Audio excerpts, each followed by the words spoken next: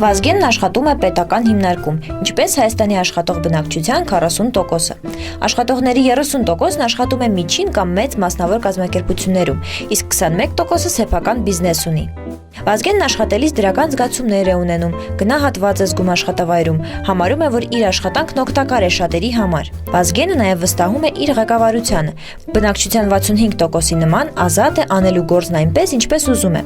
Վազգենի աշխատավայրում, ինչպես Հայաստանի աշխատող բնակիչների 66%-ի դեպքում, տիրում է թիմային ոգին, սակայն ոչ մրցակցությունը։ Միևնույն ժամանակ Հայաստանի բնակիչների 45%-ը համարում է, որ ավելի լավ որակավորում ունի, քան իր աշխատանքն է պահանջում։ Աշխատող յուրաքանչյուր 10 հայաստանցուց 3-ն այս կամ այն չափով բավարարված չէ իր աշխատանքով։ Հայաստանի բնակչության 37%-ն է միայն համարում, որ իրեն արդար են վարձատրում, իսկ բնակիչների 65%-ը համարում է, որ այսօր լավ աշխատանք ունենալու ավելի քիչ հնարավորություն ունի, քան 1989 թվականին։ Մենք ավելիին ենք արժանի։